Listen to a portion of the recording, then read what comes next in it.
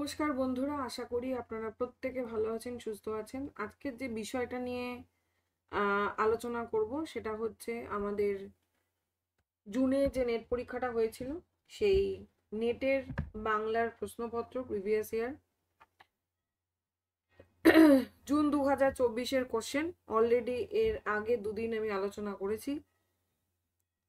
প্রথম 50টা প্রশ্ন আলোচনা হয়েছে, আজকে পরবর্তী 25টা প্রশ্ন আলোচনা করব।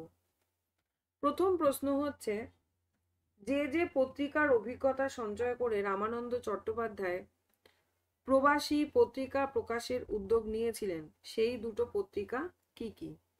সেই দুটো পত্রিকা হচ্ছে ধর্মবন্ধু ও প্রদীপ।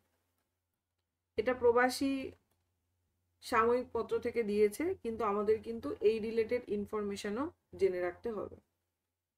নেক্সট চলে আসছি,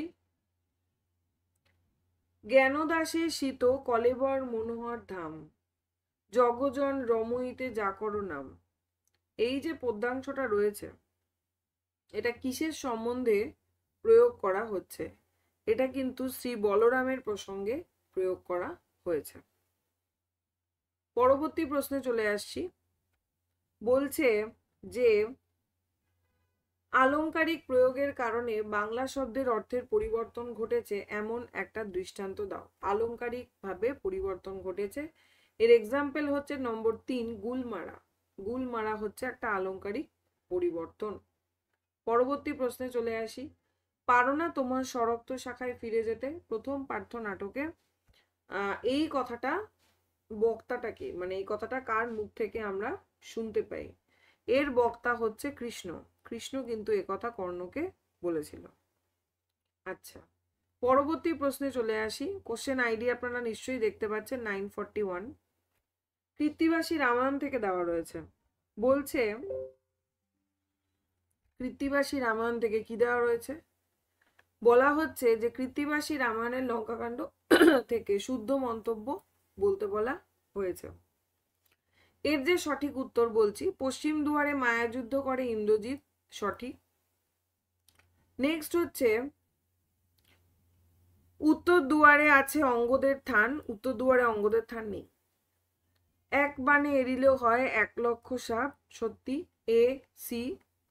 নেক্সট হচ্ছে, পূর্ব দুয়ারে বানরের হানাহানি, ভুল, এ সি ই হবে সঠিক উত্তর, অপশন 2 হবে সঠিক উত্তর।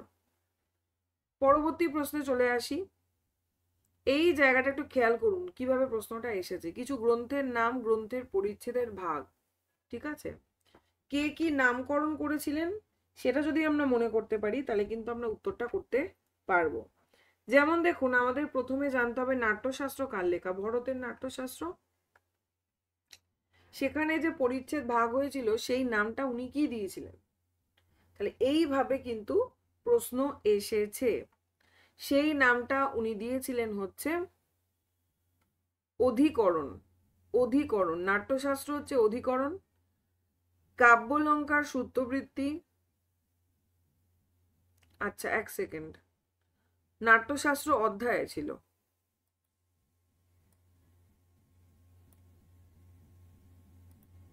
নাট্যশাস্ত্র হচ্ছে অধ্যায়, কাব্যলঙ্কার সূত্রবৃত্তি হচ্ছে অধিকরণ, বক্রোক্তি জীবিতম হচ্ছে উন্মেষ, এবং ধর্ণালোক হচ্ছে উদ্যত। মানে এ, এটা হবে এরটা 3, বি এরটা 4, সি এরটা 1, ডি এরটা 2। এই হচ্ছে সঠিক উত্তর, ঠিক আছে? কাব্যতত্ত্বের এই জায়গাটা ভালো করে পড়তে হবে। কৃষ্ণদাস কবিরাজের চৈতন্য চৈতামৃতের মধ্যলীলা থেকে প্রশ্ন এসেছে। কি বলছে? বিদ্যা মধ্যে সার কি? বিদ্যার মধ্যে সার কোন বিষয়টাকে বলা হচ্ছে যে বিদ্যার মধ্যে সার? সেটা কি? কৃষ্ণ ভক্তি। আচ্ছা, কৃষ্ণ ভক্তি এদিকে চলে গেল, এক সেকেন্ড।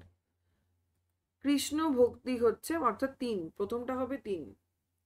নেক্সট হচ্ছে, জীবের শ্রেষ্ঠ সম্পদ বা সম্পত্তি কি? জীবের শ্রেষ্ঠ সম্পত্তি কি? রাধা কৃষ্ণ প্রেম। শ্রেষ্ঠ শ্রবণ, রাধা কৃষ্ণের প্রেম লীলা, আর জীবের শ্রেষ্ঠ শ্রেয় কৃষ্ণ ভক্ত সঙ্গ, 2 হবে সঠিক উত্তর। এরটা 2, এরটা 3, বি এরটা 2, সি এরটা 4, ডি এরটা 1। পরবর্তী প্রশ্নে চলে যাই। বাংলা অলংকার সম্পর্কিত প্রশ্নটা এসেছে। উপমা প্রধানত 5 প্রকার। উপমা অলংকার কি 5 প্রকার? না, তা কিন্তু নয়। নেক্সট কি বলা হচ্ছে? কোশ্চেন আইডিটা আশা করি আপনারা দেখতে পাচ্ছেন, 953। নিরঙ্গ সাঙ্গ পরম্পরিত রূপক ছাড়া রূপকের আর কোনো শ্রেণী নেই। ভুল কথা, আছে। উপমান উপমেয় দুটিতেই সংশয় থাকলে সন্দেহ, হ্যাঁ ঠিক, ঠিক সঠিক কথা। অপনতি অলঙ্কারী উপমেয়কে নিষেধ বা অস্বীকার করা হয়, ঠিক, কারণ উপমানকে প্রাধান্য দেওয়া হয়। সমাসক্তি অলঙ্কারের প্রস্তুতি বাচ্য এবং অপ্রস্তুতটি প্রতীয়মান, সঠিক কথা। সিডিই 2 নম্বর হবে হচ্ছে সঠিক উত্তর। পরবর্তী প্রশ্নে চলে যাচ্ছি। সুভাষ মুখোপাধ্যায়ের কাল মধুমাস থেকে দেওয়া রয়েছে, খুব খুব ইজি একটা কোশ্চেন। কোনটির কথা নেই? এই জায়গাটা কিন্তু খেয়াল করবেন, কথা নেই। কাঠগোলাপ, মোরগ ঝুটি, হানসুহানা, ব্রহ্মকমল। কিসের কথা নেই? ব্রহ্মকমলের কথা কিন্তু নেই। নেক্সট, দৃষ্টি সৃষ্টি থেকে দেওয়া রয়েছে, শুদ্ধ বিকল্প আমাদেরকে করতে বলা হয়েছে। আচ্ছা দেখে নি। বলছে শরীর যন্ত্র নিত্য ব্যবহারে নিত্য কাজের বস্তু বা ঘটনাগুলোর মধ্যে অভ্রান্ত বস্তু পরিচয়ের পাঠ সাঙ্গ করেই থেমে রইল। সত্যি কথাই বলছে। কাল্পনিক পক্ষীরাজের অতি অপূর্ব আস্তানা, এরকম কিছু কিন্তু আমরা শুনিনি দৃষ্টি সৃষ্টিতে। যে এতদিন দর্শক ছিল সে হলো প্রদর্শক, দ্রষ্টা হয়ে উঠলো দ্বিতীয় স্রষ্টা, ঠিক, সি তো হবেই। আচ্ছা দেখুন, এখানেই আমরা উত্তর পেয়ে গেলাম, এ সি, এ সি, এই যে এ সি, ঠিক আছে। তারপর দেখুন, রেখার টানে, লেখার ছাদে, সুরের ছন্দে, এই কথাগুলো কিন্তু দৃষ্টি সৃষ্টি প্রবন্ধ থেকে দেওয়া নেই। সঠিক উত্তর হবে অপশন 4।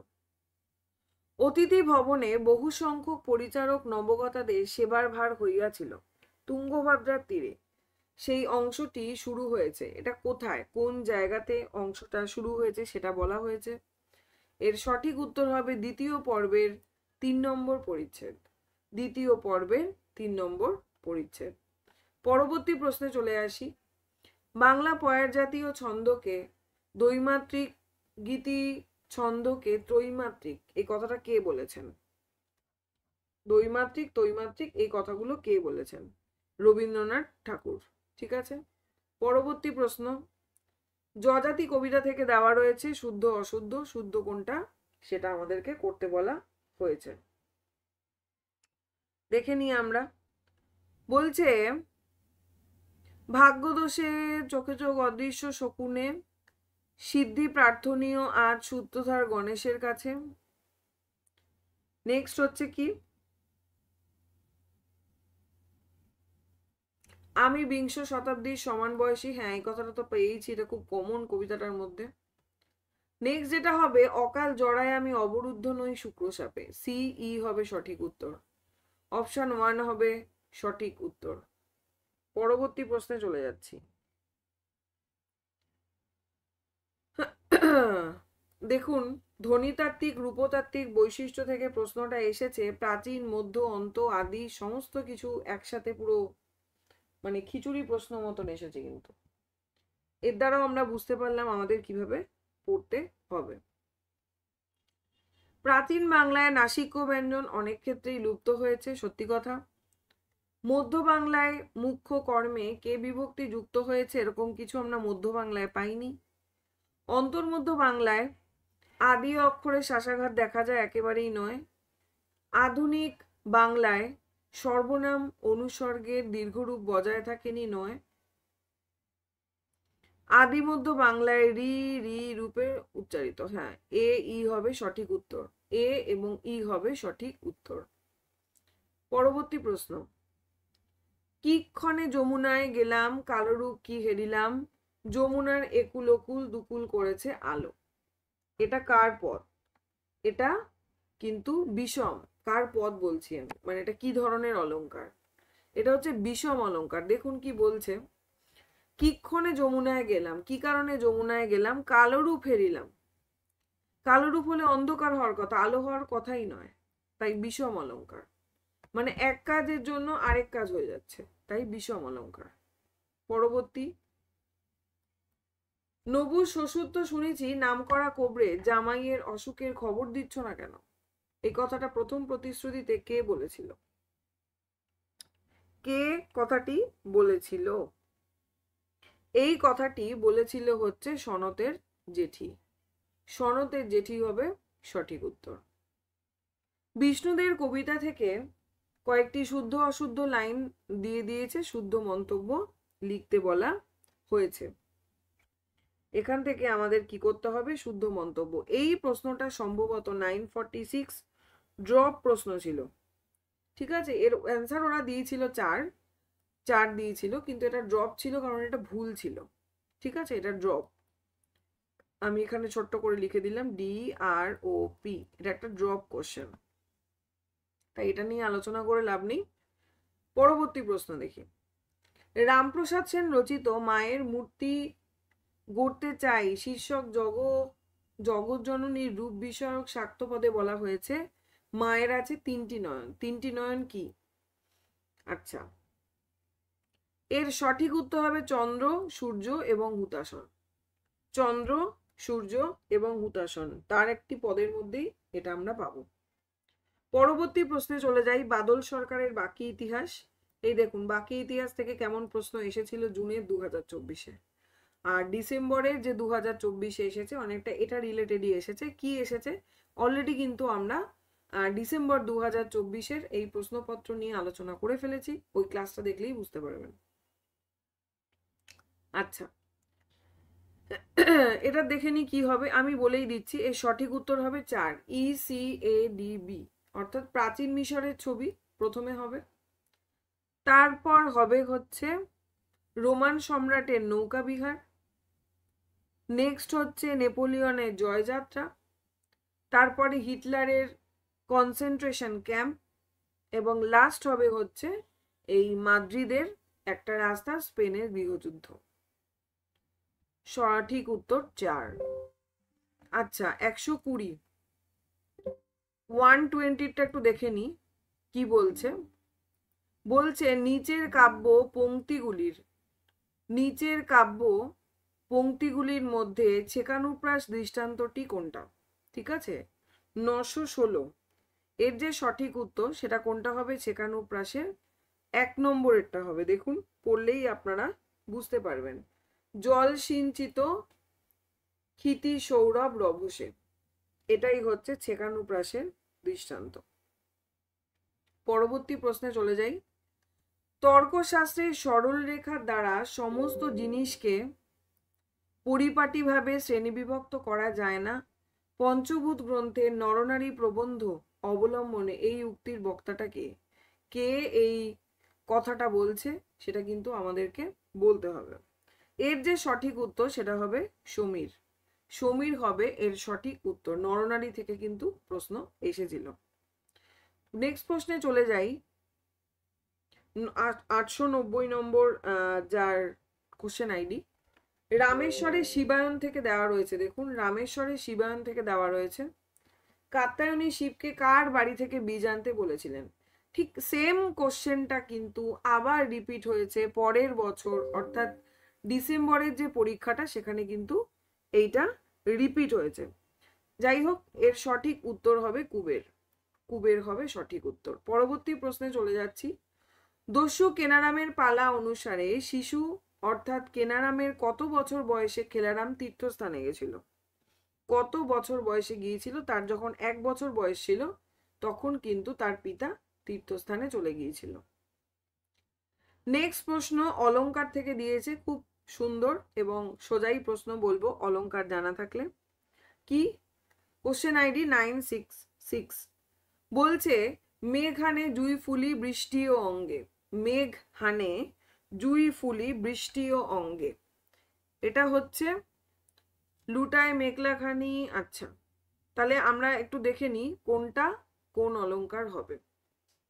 ঠিক আছে, দেখুন একটা জিনিস কি বলছে, মেঘ আনে জুঁই ফুলি বৃষ্টিও অঙ্গে, এটা উপমা অলংকার কিন্তু এটা লুপ্তপমা, এরটা হবে 2। লুটায় মেঘখানি ত্যাজি কোটি দেশ মৌন অপমানে, ঠিক আছে, এটা হবে হচ্ছে প্রতীয়মান উৎপ্রেক্ষা। প্রতীয়মান উৎপ্রেক্ষা মানে এখানে যেন কথাটার উল্লেখ নেই, যেন কথাটার উল্লেখ নেই, তাই এটা প্রতীয়মান উৎপ্রেক্ষা। তটিনী চলেছে অভিসারে, তটিনী কখনো অভিসারে যেতে পারে না, তাই এটা সমাসক্তি অলংকার। সোনার হাতে সোনার কাকন কেকার অলংকার, তো দুটো নিয়ে সন্দেহ হচ্ছে, তাই সন্দেহ অলংকার, তাই তো, তাই এর সঠিক উত্তর হবে 3 নম্বর। নেক্সট অ্যান্ড লাস্ট আজকের মতন, উজ্জ্বল নীলমণির হরিপ্রিয়া প্রকরণ অনুযায়ী শ্রীরাধার নামান্তর। শ্রীরাধার যে নাম ছিল সেটা কি, সেটা হচ্ছে গান্ধর্বী। তাহলে এই হচ্ছে 25টা প্রশ্ন আজকের আলোচনা। নেক্সট দিন ক্লাসে বাকিটা আলোচনা হয়ে যাবে এবং 2024-এর জুনের যতগুলো মানে প্রশ্ন এসেছে সমস্ত কিছু নিয়ে কিন্তু আমরা ডিসকাস করে ফেললাম। ক্লাসটা কেমন লাগলো অবশ্যই জানাবেন আমাকে কমেন্ট করে, ভালো লাগলে অবশ্যই লাইক করবেন, তাহলে আমিও মোটিভেট হই, আমারও মনে হয় এরকম ধরনের আরো ক্লাস আপনাদের জন্য নিয়ে আসি। এবং কমেন্ট করলে অবশ্যই একতরফা আমি বলে যাই, আপনারা কমেন্ট করলে আমি বুঝতে পারি আপনাদের কিরকম লাগছে, সেই বুঝে এবং আপনাদের কি প্রয়োজন অবশ্যই আমাকে জানাতে ভুলবেন না, সেই বুঝেই কিন্তু আমি ক্লাসগুলো করাই, সমস্ত কিছু আপনাদের কমেন্টের উপর ভিত্তি করে। সাবস্ক্রাইব করে রাখতে পারেন, তাহলে সমস্ত ক্লাসের প্রথম আপডেট আপনার কাছে চলে যাবে এবং ক্লাসটা ভালো লাগলে অবশ্যই শেয়ার করে দেবেন। আজকে এ পর্যন্তই, ধন্যবাদ সকলকে।